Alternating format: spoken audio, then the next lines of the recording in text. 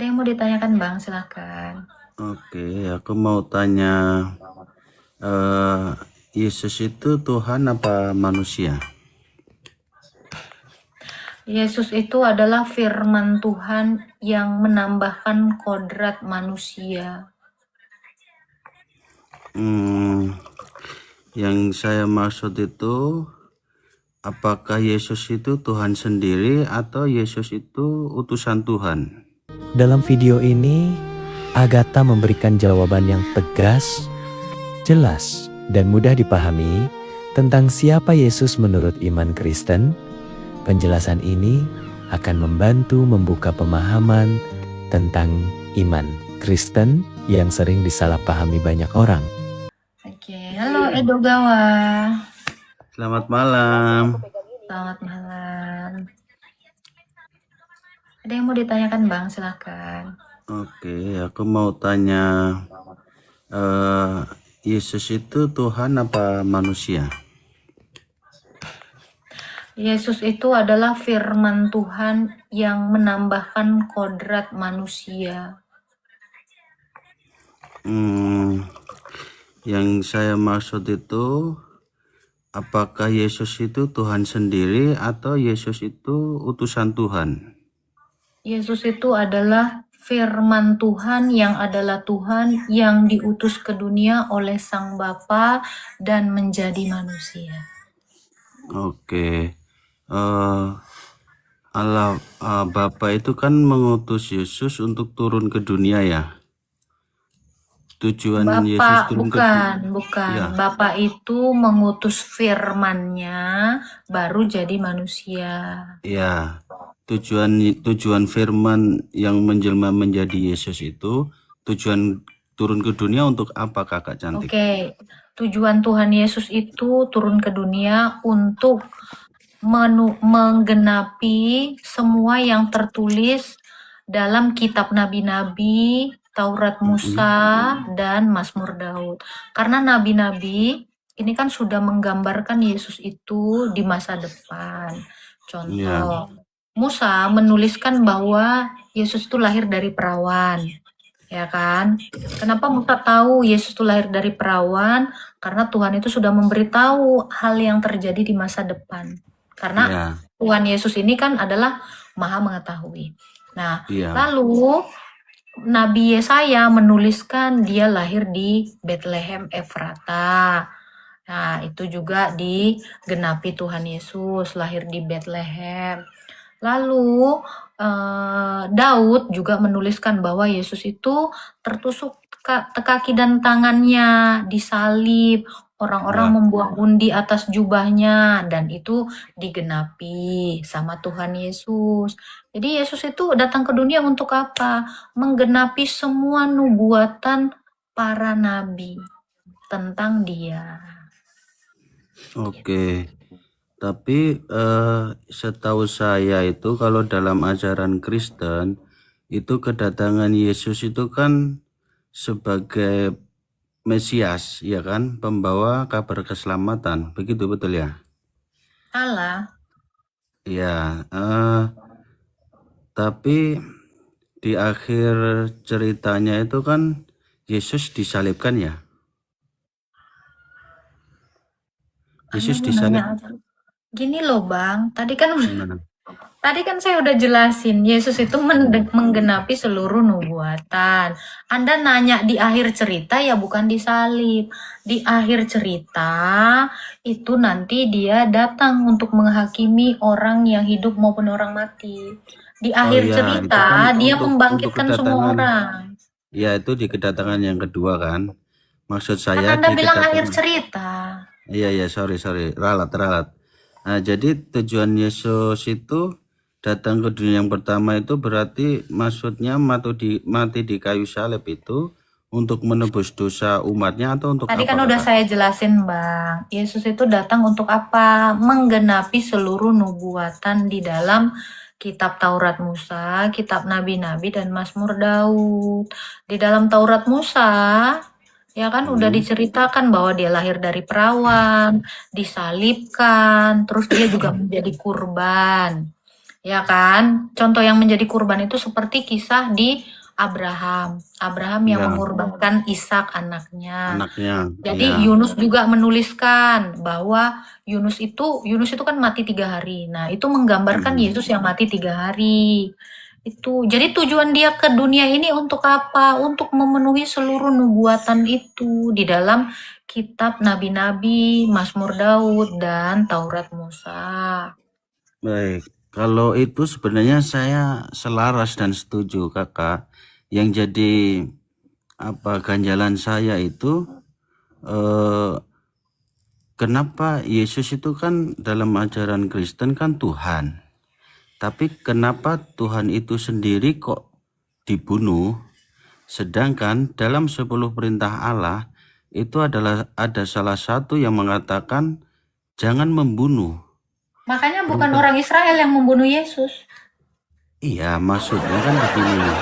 Iya, perintah Iya, jangan membunuh itu kan untuk Israel. Makanya orang Israel itu tidak membunuh. Yang berarti membunuhnya Yesus siapa? ini Orang berarti Yesus Romawi. Roma, ya saya Nah, tahu. itulah sebabnya kenapa Tuhan memilih waktu ketika Israel itu dijajah oleh orang Romawi supaya penyaliban itu dilakukan oleh orang karena Tuhan itu udah tahu bahwa orang Romawi itu punya hukum salib, sementara orang Yahudi itu tidak punya hukum salib. Iya, Orang saya Yahudi tahu itu itu saya hukumnya tahu. adalah rajam. Gitu. Nah, ini yang harus saya tegaskan ya, Bang ya. Di dalam Taurat Musa, Abang mungkin tidak tahu Taurat ya. Saya Taurat tahu Musa Taurat. itu menuliskan bahwa setiap orang yang berdosa harus kurban. Itu makanya saya bilang dia itu menggenapi seluruh nubuatan di dalam kitab Taurat Musa. Taurat Musa itu banyak sekali, Bang. Ada Ya. berapa kitab itu ya? Ada 5 kitab, Kejadian, Keluaran, Bilangan, Ulangan, Imamat. Di dalam Kejadian, di situ Musa menuliskan tentang dia yang adalah pencipta. Jadi manusia itu diciptakan dari tanah. Itulah sebabnya waktu Tuhan Yesus itu jadi manusia pun dia mengambil tanah dan membentuk mata bagi orang yang tidak punya mata. Nah, ada waktu di dalam Taurat Musa, Tuhan menciptakan manusia dari apa? Dari tanah, dari yang mati, benda mati menjadi hidup. Nah, makanya kenapa Tuhan Yesus itu menggenapi juga nubuatan itu, orang mati dihidupkan kembali gitu. Jadi semua nabi-nabi dan para rasul itu menuliskan tentang satu tokoh yaitu Tuhan yang menjadi manusia. Dengan cara itulah dia menyelamatkan manusia supaya kamu tahu bahwa dialah Tuhan, bukan Allah-Allah lain yang adalah berhala. Begitu. Dalam satu ayat dalam Alkitab kan ada ayat yang berbunyi tidak ada datang orang kepada Bapa, begitu ya, tanpa melalui aku, begitu. Ada ya? Iyalah, kalau tidak melalui firman-Nya kan tidak ada orang yang sampai kepada Bapa. Nah, jadi Kalau tidak melalui suara saya, mana ada orang yang kenal saya. Jadi yang saya maksud antara Yesus dengan Bapa itu dua eksistensi atau satu? Dua eksistensi. Maksudnya dua kepribadian. Apa Maksudnya itu kepribadian? dua sosok. Satu itu kan Allah Bapa yang bertata dalam kerajaan surga. Dengan Yesus itu sama atau beda? Oke, tadi kan saya sudah jelasin ya, Bang. Bapa dengan firman-Nya Bapa. Itu. Jadi dua realita, dua keberadaan dalam satu hakikat Allah. Itu kayak contoh suara saya dengan tubuh saya ini kan realita yang berbeda. Suara saya itu didengar, tapi tubuh saya ini kan bisa dilihat, diraba gitu. Berbeda realitanya namun satu hakikat manusia. Nah, Iya, itu saya Allah paham. yang adalah Bapa itu berbeda realita dengan firman dan berbeda realita dengan Roh Kudus. Namun satu hakikat Allah. Gitu. Jadi menurut ajaran Kristen, Tuhan itu berupa makhluk atau berupa zat? Oke, menurut ajaran Kristen, Allah itu adalah terang. Allah itu adalah kasih. Tuh, Allah itu adalah api yang menghanguskan. Allah itu adalah roh atau goib. Nah, itu. Jadi menurut Nah, orang Kristen, Allah itu adalah kasih. Kamu bisa lihat kasih ya bisa. Allah itu goib ya. melalui perbuatan. Jadi kasih itu kan tindakan. Tindakan dua orang gitu kan. Kasih itu nggak akan mungkin terjalin cuman pada satu orang. Pasti antara dua orang gitu. Jadi kasih itu adalah perbuatan atau tindakan memberi. Itulah kasih. Nah, tadi saya setuju itu. Kalau yang namanya Allah, Allah itu kan goib ya. Goib itu kan tidak akan terjangkau. Dia tidak menyerupai apapun dan dia bukanlah makhluk. Definisi Allah ya, definisi Saya nggak Tuhan. ke situ. Saya nggak ke situ. Saya mengatakan Allah adalah roh, artinya adalah Allah itu goib. Saya nggak melebar ke situ. Nah, kalau Allah itu goib, Allah dengan Tuhan itu sama atau beda, Kakak? Tuhan itu gelarnya Allah. Allah itu esensinya. Tuhan Allah gelarnya itu Allah. hakikatnya. Iya. Jadi makanya Yesus dikatakan ya Tuhanku ya Allahku, sebab dia adalah sang esensi yang adalah Allah dengan gelarnya adalah Tuhan.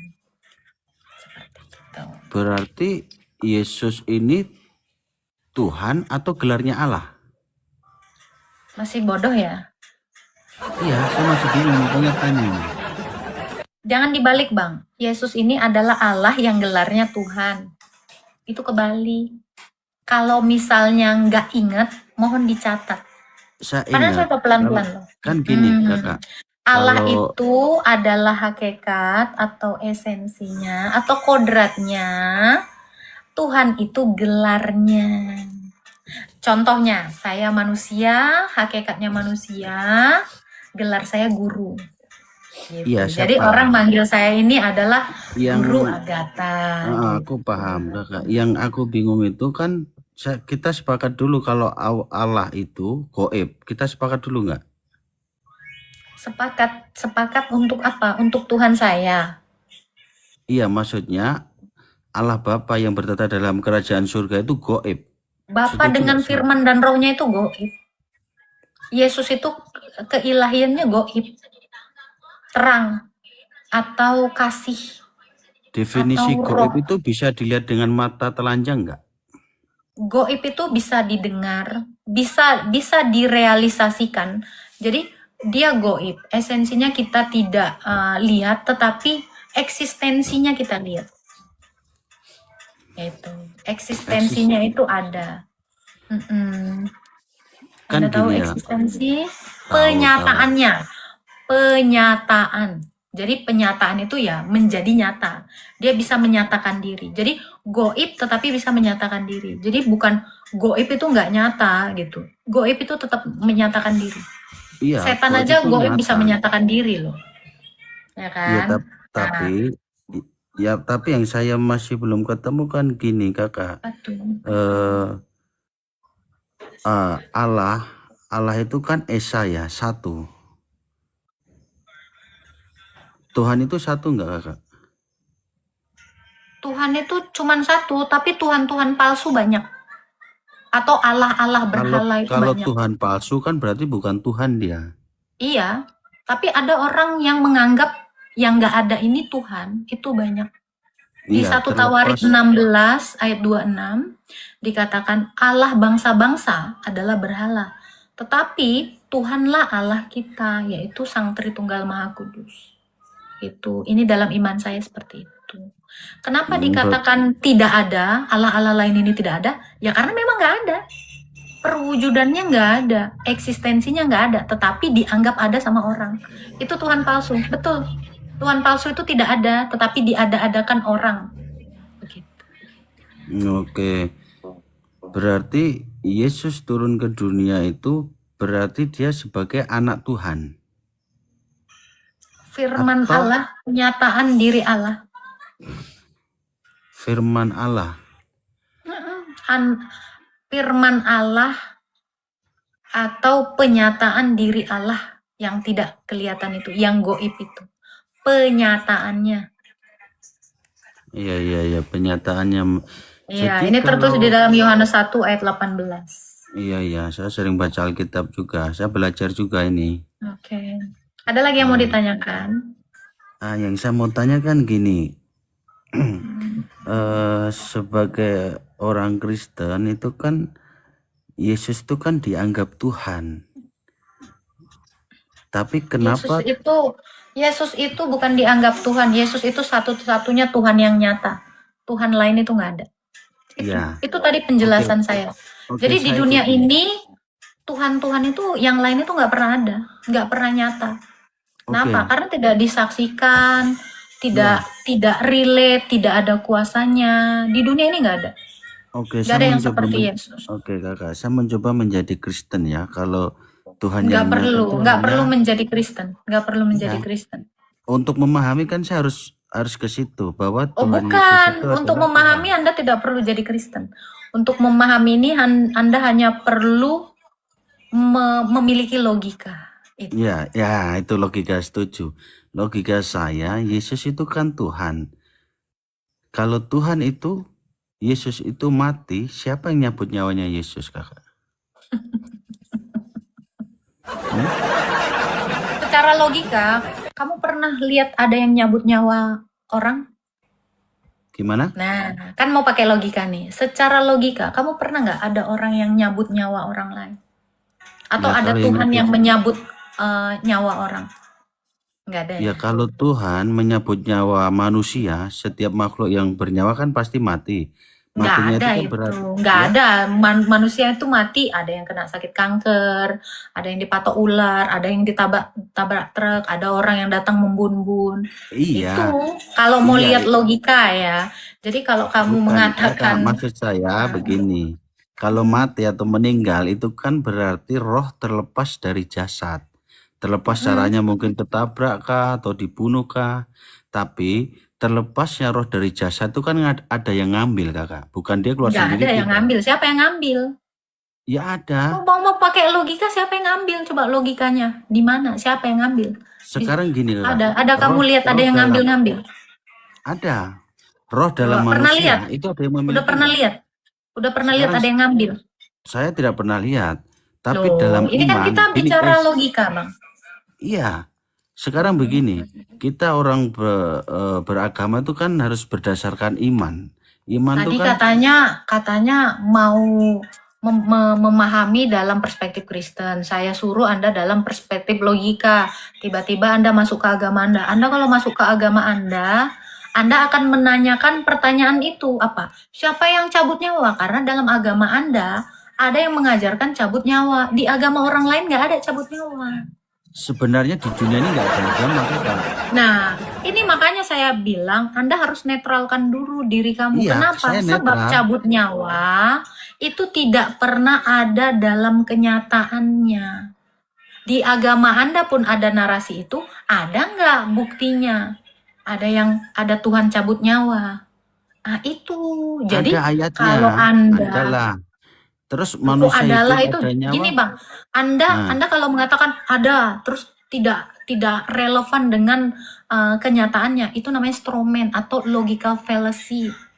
Itu namanya sesat berpikir. Bahasa Indonesianya logical fallacy itu sesat pikir. Iya, pikiranmu sesat. Ya kenapa? Ya karena nggak ada diadakan. Paham sampai situ? saya paham. Nah, Justru karena kakak nggak paham, saya mau jelaskan ini. Anda tidak perlu menjelaskan sesuatu yang tidak ada, karena saya tidak akan pernah percaya dengan sesuatu yang tidak relevan dengan realita. Gitu. Berarti menurut ajaran Kristen itu kalau orang meninggal itu siapa yang ngambil nyawanya? Oke, saya jelaskan ya. Semua manusia mengalami kematian oleh sebab dampak dari keberdosaan Adam dan Hawa. Ya, Adam dan Hawa itu berdosa. Dampaknya adalah semua keturunannya akhirnya bisa menjadi berdosa. Itu yang pertama. Yang kedua, sakit. Ya kan? Yang ketiga, tua.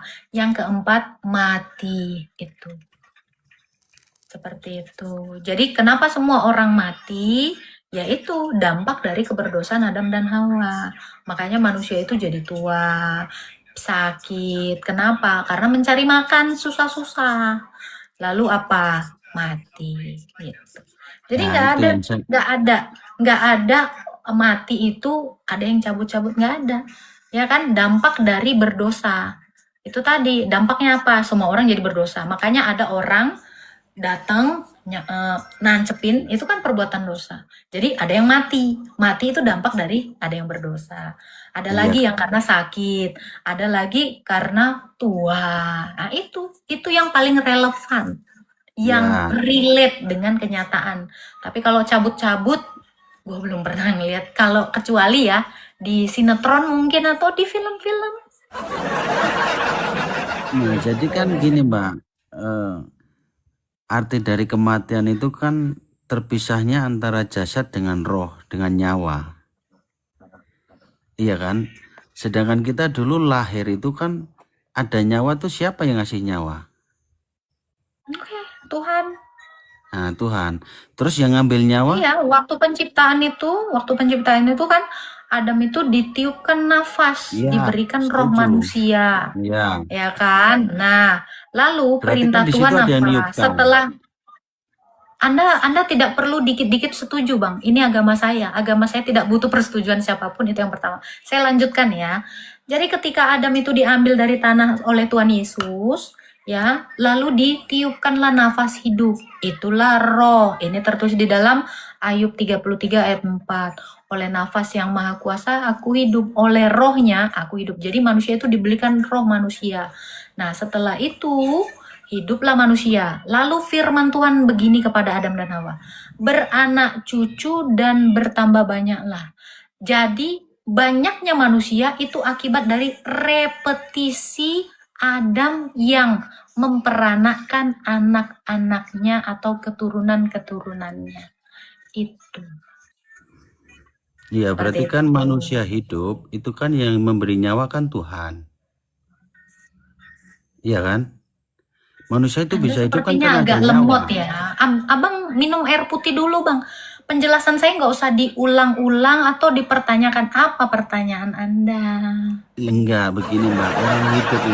Orang hidup itu kan karena ada nyawa, bernyawa. Dan nyawa itu kan yang Astaga mengasihkan Tuhan. Tuhan, Bang, Dengar Bang. dulu. Penjelasan saya, Iya, penjelasan dengar saya dulu. Anda nangkep nggak tadi? Saya nangkep, justru saya nyangkep. Ya, apa Karena pertanyaan namanya Anda? manusia hidup itu kan karena diberi nyawa oleh Tuhan. Nggak usah Seketika- diulang, Bang. Pertanyaannya apa? Nah, pertanyaan saya, ketika orang meninggal itu kan berarti nyawa keluar dari jasadnya. Itu siapa yang ngambil rohnya? Siapa yang cabut? Masa mau keluar sendiri? Saya tadi sudah jawab, Bang. Saya tadi sudah jawab. Abang nggak ngerti?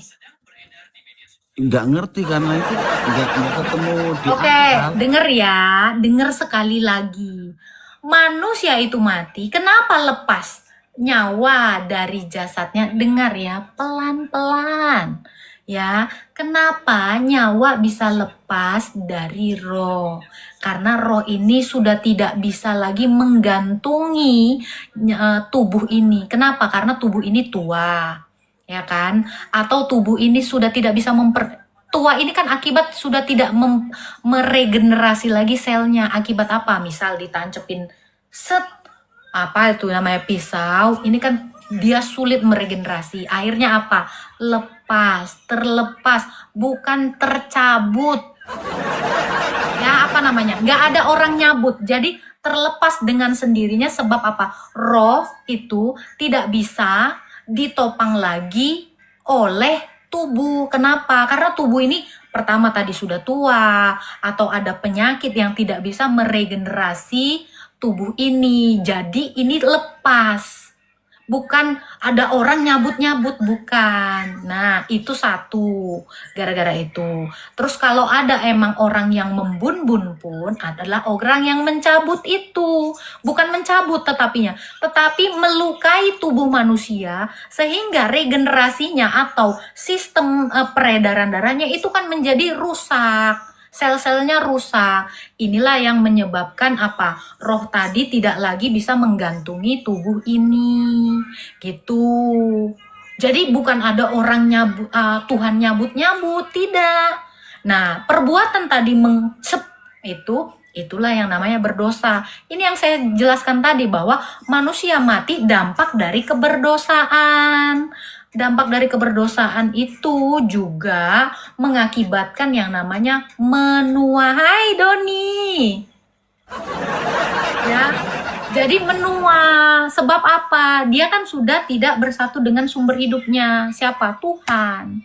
Karena Tuhan ini adalah sang hidup. Manusia ini kan ciptaan. Kalau dia sudah terpisah dari sang sumber hidup, ya manusia itu lama-lama mati, menua, tidak beregenerasi, tidak abadi lagi. Gitu. Kalau kita kasih contoh ya, Abang cabut tanaman dari sumber hidupnya. Sumber hidupnya itu adalah tanah. Ya dia saat itu masih segar dan masih bisa berbunga bahkan ya.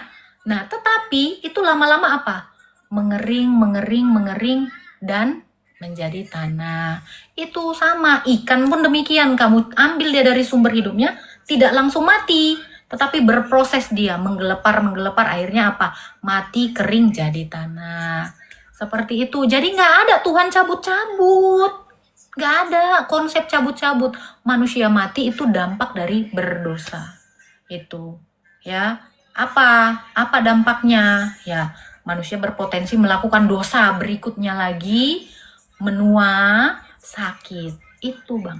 Nggak ada yang lain. Oke?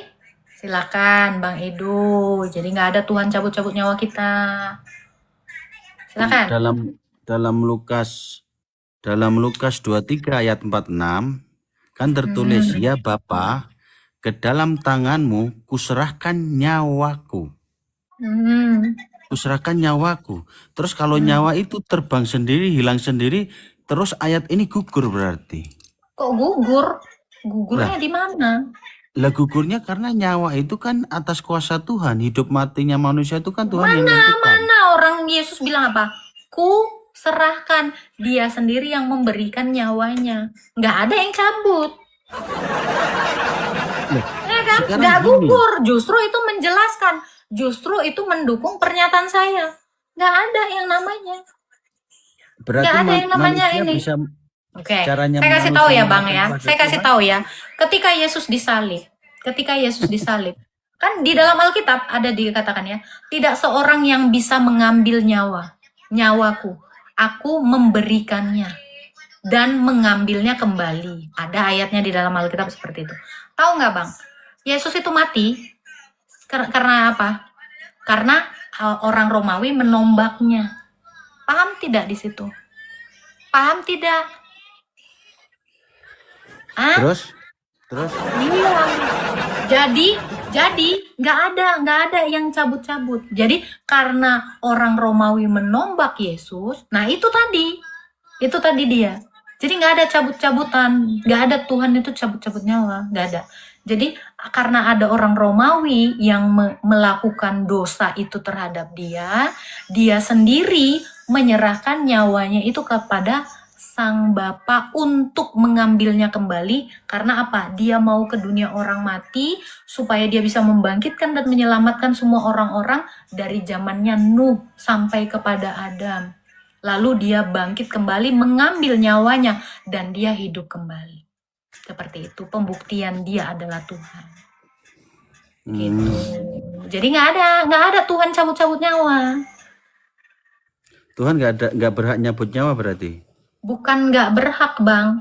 Tuhan itu menciptakan. Menciptakan itu artinya apa? Menghidupkan. Karena Tuhan itu tidak pernah berarti mematikan. Tuhan tidak mematikan? Tidak. Karena Tuhan itu dia adalah kasih. Kasih itu tidak menginginkan kematian. Karena kematian itu adalah perpisahan.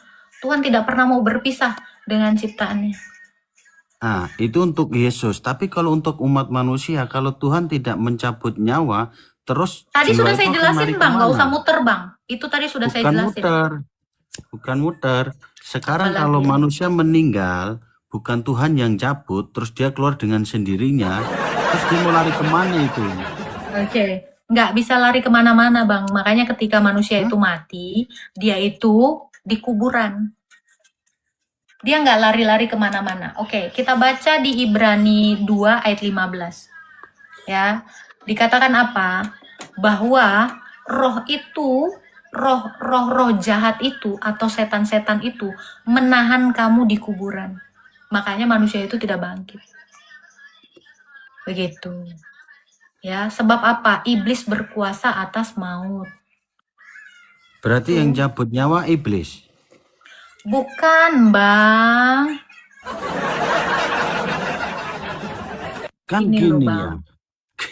Saya belum ketemu ini ya, tolong Iya, saya iya, bodoh iya. nih, tolong jelaskan. Saya nggak Apa mengerti. tuh? Kok Tuhan tidak mematikan, hanya menghidupkan saja? Sekarang saya tanya Abang. Abang tadi sudah pernah dengar kan 2 kali saya ngejelasin ada orang membun-bun, cep.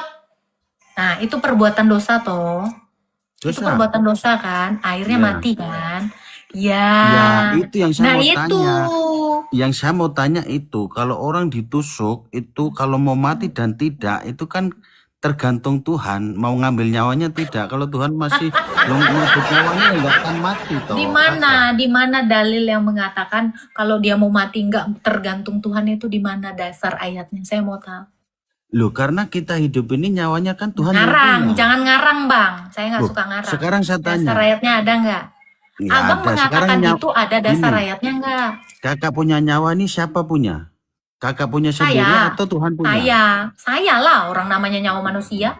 Ya manusia. Kamu ambil dari mana dulu nyawamu? Saya Kok tidak kamu ngaku? ngambil. Saya nggak Terus? diam. Saya tidak ngambil. Saya diberi. Nah, kan ada yang memberi. Iya toh? Kan ada yang memberi itu nyawa. Ya kalau sudah diberi kan itu jadi punya saya. Sekarang saya kalau saya ngasih kamu 2.000, saya bilang itu 2.000 yang sudah saya kasih ke kamu itu saya ambil lagi nggak? Bang, manusia aja kalau udah memberi nggak diambil, Bang, apalagi Tuhan. Betul, tidak diambil, tapi yang diberikan harus mempertanggungjawabkan. Terus apa hubungannya dengan nyabut-nyabut? Kan nggak masuk kan? Ya justru itu. Oh, mau lari kemanapun nggak nyambung cabut-cabut kau itu. Udah aku Bukan bilang nggak itu nggak nyambung. nyambung, mau Bukan kemanapun. nggak nyambung. Terus Nyawa apalagi itu kalau nggak ada pertanyaanmu? yang nyambung, kalau nggak ada yang cabut, Oke, kamu keluarnya tadi dari nanya mana? nyawamu punya siapa? Punya saya. Itu. Terus dari mana? Pemberian Tuhan melalui kelahiran. Terus kamu mau nanya apa lagi? Nah, terus nyawa itu kalau setelah mati dia lari kemana? Lari kemana itu nyawa kalau Nggak nggak ada yang bisa, cabut? nggak bisa nyawa, nggak bisa roh itu lari-lari, nggak bisa lari-lari. Terus kemana dia? Ya di kuburan kan manusia mati dikubur. Makanya ada siksa kubur. Kenapa? Ya itu karena di situ rohmu dengan nyawamu itu di situ di kuburan itu dan kamu bertahan di situ. Nah, di situ bikin Nah. apa itu kira-kira nyawa di dalam kubur itu? Ya karena belum ada kebangkitan, karena dia udah nggak sanggup lagi. Roh tadi, tubuh tadi sudah tidak sanggup menopang, roh tadi sudah tidak sanggup menopang tubuh. Karena apa? Ya sudah mati, tidak beregenerasi, tidak hidup. Namanya sudah tidak hidup. Berarti dalam ajaran Kristen yang nyabut nyawa itu bukan Tuhan ya? Nggak ada konsep cabut nyawa. Di Ya dunia udah, ini itu tidak ada saja konsep yang saya cabut mau nyawa. yang saya mau tahu. Ya sudah, Karena- ngapain kamu muter-muter? Kan tadi udah saya jelasin. Jadi kalau kamu nanya, wah tuh Yesus mati siapa cabut? Nggak ada konsep cabut nyawa. Makanya saya bilang, kalau kamu nanya iman Kristen, jangan kamu paksa dengan agama Islam. Dalam pemahaman Islam kan ada adegan cabut nyawa. Ya kan? Nah, Tuhan kami itu bukan pencabut nyawa. Tuhan kami adalah kasih. Tuhan kami itu menciptakan, bukan mematikan. Berarti hanya menciptakan saja, tidak mematikan. Ya kan memang Tuhan tidak pernah berencana untuk mematikan manusia. Kalau Manusia itu mati karena dosanya. Nah, sekarang gini, Mbak. Nah, Kalau lagi. Tuhan hanya menciptakan saja, sedangkan pertemuan antara manusia yang sejati kepada Tuhannya itu ketika dia sudah mati, itu baru dia memulai ada. Jadi kau kehidupan hidup yang nggak tetap. pernah ketemu Tuhan? Pertanyaan Gimana? saya, mana? Kalau kamu bilang pertemuan manusia dengan Tuhan waktu mati, di mana ayatnya? Gimana, Mbak? Kamu tadi bilang kan pertemuan manusia dengan Tuhan itu ketika mati. Mana satu orang yang mati ketemu Tuhan? Tunjukkan sama saya kalau ada. Ini kan narasi kosong. Betul kan? Bukan kosong, Nah. maksudnya begini. Coba. Pertemuan kita itu kan untuk kita ini kan berasal dari Tuhan dan akan Oke, kembali ke ketika Tuhan. Adam diciptakan, memang Adam nggak ketemu Tuhan. Ya justru itu. Nah, waktu Adam diciptakan mati atau hidup? Diciptakan ya mati. Kan Ya diciptakan ya hidup. pening. Makanya dipikir dulu, kek. Kalau kamu itu belum memahami agamamu, makanya nggak ada konsistensi. Sudah paham sampai sini? Jadi Yang bohong yang kalau ada gini. yang mengatakan tuh manusia itu bertemu Tuhan ketika mati. Waktu hidup nggak ketemu gitu. Bukan ketemu Tuhan mau untuk mati. Manusia ini berasal kan dari Tuhan dan dia akan Kamu ingat kembali nggak ke narasi Tuhan. kamu? Kalau saya itu ingat narasi kamu.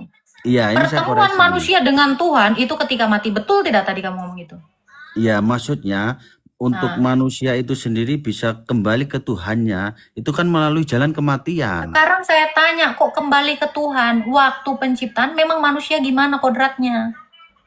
Loh, manusia ada di mana sebelum Tuhan ciptakan? Saya tanya Mbak. Manusia diciptakan baru ada. Sebelum diciptakan ya belum ada lah. Ah, manusia ini ada kan karena diciptakan, baru ada. Ya, Setelah dan itu tempatnya kan di tidak bumi. Jadi tempat Iya kan? manusia, kodrat manusia, ya di bumi. Lu mau ketemu sama siapa? Hah? Lu mau Kan kemana? begini. Ya itu sekarang kalau dalam Kristen orang setelah meninggal dia mau kemana? Orang mati itu menunggu di Firdaus, setelah itu dibangkitkan sama Yesus, lalu diletakkan di bumi dan langit yang baru ini. Itu tetap Jadi di orang bumi Kristen tempatnya. meninggal langsung di Firdaus, di surga begitu. Firdaus itu pangkuan Abraham, alam penantian. Malam penantian ya. Apa yang dilakukan ini? Apa yang dilakukan Loh itu jawaban itu menanti, Bang. Menanti. itu?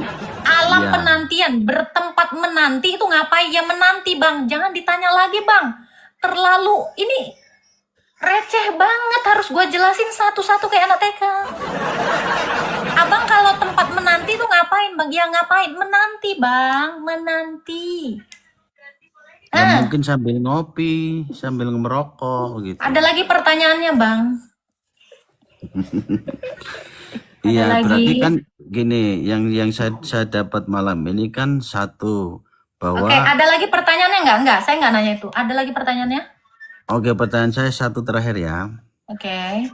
Nah, dalam iman Kristen itu keselamatan itu hasil perbuatan makhluk itu sendiri atau pemberian Tuhan?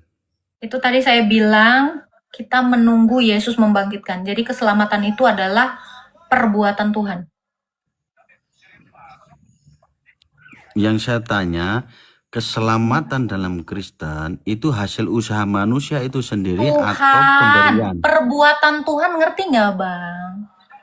Pemberian Tuhan. Perbuatan Tuhan itu ngerti, Bang. Iya, karena Tuhan itu dikatakan tadi menciptakan, menghidupkan itu menciptakan. Nah, itu siapa yang memperbuat? Tuhan Abang, Tuhan kami, Tuhan Yesus. Sudah. Nah, kamu simpulkan aja sendiri, ya. Untung saya Kristen. Untung saya Kristen. Puji Tuhan saya Kristen.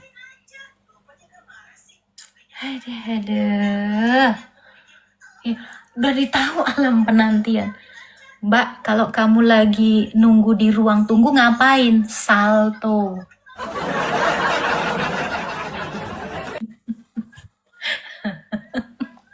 Kalian kalau disuruh nunggu misalnya ya, nunggu di rumah sakit itu ada ruang tunggu. Kalian ngapain? Ngapain kalian? Naik ambulan. Disuruh nunggu kok dibilang alam penantian. Iya, itu roh kita itu di alam penantian. Kalau bilang ngopi, ya rohmu itu ngopi di mana, Dek? Rohmu itu ngopi di mana? Gimana? Emang roh pernah ngopi? Roh itu nggak pernah ngopi. Yang ngopi itu tubuh. Orang mati kok ngopi?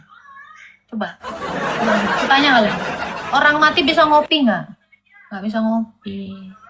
Itu. Padahal saya lagi nunggu ya. Waktu yang ikut sama Tuhan Yesus itu kemana? Nah, kalau ikut Tuhan Yesus, saya nunggu ini. Dia nggak ngini ya. Waktu manusia itu mati, gimana? Waktu manusia yang mati di dalam Tuhan, itu rohnya diangkat sama malaikat, dibawa ke Firdaus. Yang enggak di dalam Yesus dibiarin di dunia orang mati. Iya, ditahan sama iblis. Tuh, serem ya. Kenapa? Karena perbuatan dosa itu adalah ketaatan kamu pada iblis. Kalau kamu taat sama iblis, ya Tuhanmu itu iblis. Maka kamu dibawa sama iblis kemana? Dunia orang mati. Gitu. Untung aku Kristen. Nih ya, untuk yang komen-komen jelek ya, lu kalau gua tanya tentang agama lu juga lu kicep. Iya, lu pasti kalau gua tanya lu kemana? Mana-mana. Ada bukti nggak omongan lo? Itu butuh pembuktian. Seperti tadi yang saya sudah jelaskan, Lazarus mati dibawa malaikat-malaikat ke Firdaus nih. Ya, jadi untuk orang yang tidak tahu, ini kalian tahu kan satu orang yang dibangkitkan Tuhan Yesus namanya Lazarus. Orang yang tidak percaya kepada Yesus itu di dunia orang mati. Kasihan. Nih, ya. Nih. Ada orang kaya yang selalu berpakaian jubah ungu dan kain halus dan setiap hari dia bersukaria dalam kemewahan. Dengar, ya. Ini tuh bagus ya, biar kalian tahu seperti apa, ya. Dikatakan seperti ini. Dan ada orang pengemis bernama Lazarus, badannya penuh borok, berbaring dekat pintu di rumah orang kaya. Ingin menghilangkan laparnya dengan apa yang jatuh dari meja orang kaya, malahan anjing-anjing menjilat boroknya. Kemudian matilah orang miskin itu, ini Lazarus, yang murid Yesus nih. Lalu dibawa oleh malaikat-malaikat ke pangkuan Abraham, ini yang namanya Firdaus. Orang kaya itu juga mati, lalu dikubur. Dan dia menderita sengsara di alam maut. Dia memandang ke atas, dan dari jauh dilihatnya Abraham dan Lazarus duduk di pangkuannya. Lalu ia berseru, katanya, "Bapak Abraham, kasihanilah aku, suruhlah Lazarus, supaya ia mencelupkan jarinya ke dalam air, menyejukkan lidahku, sebab aku sangat kesakitan dalam nyala api." Tetapi Abraham berkata, "Anak, ingatlah bahwa engkau telah menerima segala yang baik waktu hidup, sedang Lazarus segala yang buruk. Sekarang ia mendapat penghiburan dan engkau menderita." Orang yang tidak percaya kepada Yesus apa? Di alam kubur, dapat siksa kubur, menderita. Selain daripada itu, di antara kami, Firdaus, dan engkau terbentang jurang yang tak terseberangi. Tuh, kata Lazarus, nggak ada jembatan. Nggak bisa nyebrang, supaya mereka yang mau pergi dari sini kepadamu nggak bisa datang ke situ. Dan kami pun tidak dapat menyeberang, kata orang itu.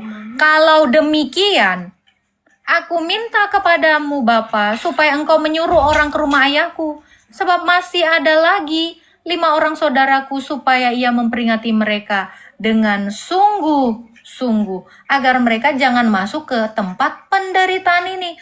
Tetapi Abraham berkata, ada pada mereka kesaksian Musa dan para nabi. Loh, yang gak punya Musa, Taurat Musa, kasihan.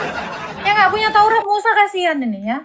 Ada pada mereka Taurat Musa dan kitab para nabi. Baiklah mereka mendengar kesaksian itu, jawab orang itu. Tidak, Bapak Abraham, tetapi jika ada seorang di antara orang mati, kepada mereka akan bertobat. Kata Abraham kepadanya, jika mereka tidak mendengarkan kesaksian Musa dan para nabi, mereka juga tidak akan diyakinkan sekalipun oleh orang yang bangkit dari antara orang mati. Nah itu, jadi nggak ada ya Say, nggak ada yang namanya jembatan, nggak bisa. Kalau udah masuk ke alam ini dunia orang mati, penderitaan, kalian nggak bisa keluar lagi. Ini Lazarus yang sudah pernah mati dan bangkit, ya kan? Kesaksian orang yang bangkit dari kubur. Dari sekarang, kalian pikir baik-baik, ya. Masih percaya nggak kalian sama yang mengatakan ada jembatan? Gua sih nggak percaya. Nggak ada. Belum pernah dia mati dan bangkit. Jadi kalau kamu sudah di tempat penderitaan itu, kamu selamanya di situ. Kalau kamu di dalam Yesus, Yesus akan mengutus malaikat-malaikatnya dan membawa kamu ke Firdaus, alam penantian sampai dibangkitkan dan kamu menempati bumi yang baru dan langit yang baru. Begitu.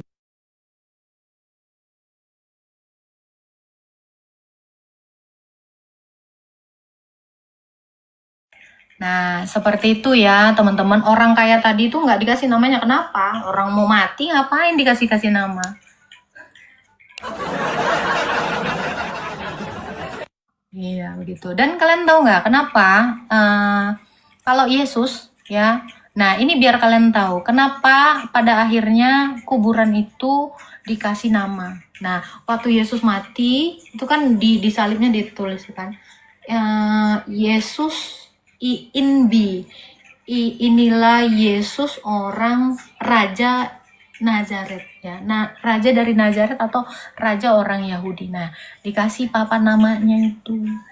Kenapa? Ya itu semua itu diliterasi dari Tuhan Yesus. Jadi orang kalau mati itu akhirnya sekarang dikasih nama. Kalau kalian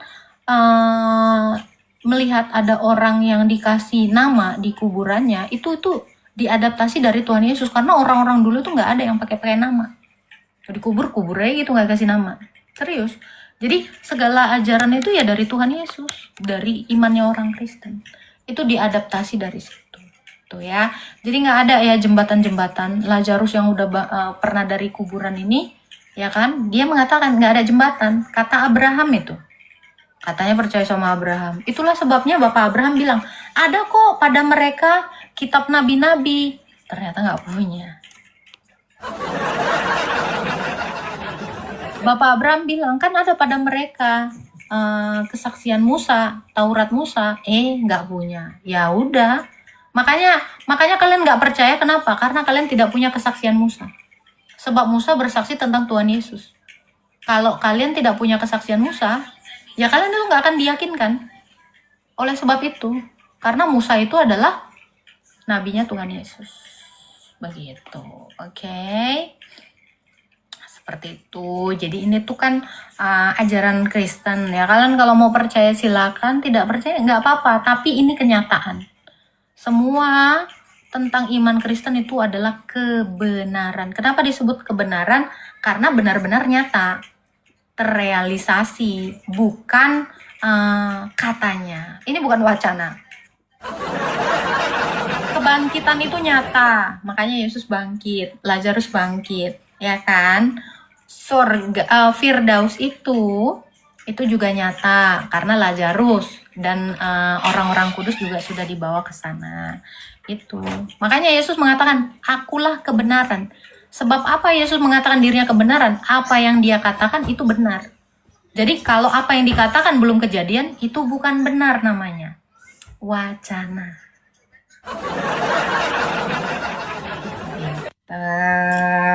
Oke. Masih adakah yang mau bertanya lagi?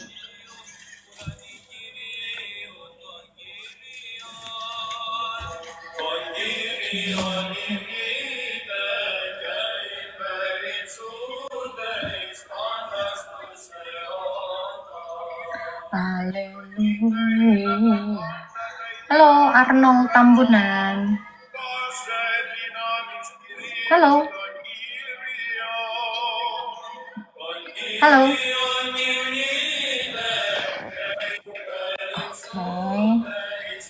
Ya, Lazarus saudaranya Maria. Lazarus tuh cuma ada satu di dalam Alkitab. Itu Lazarus yang sama.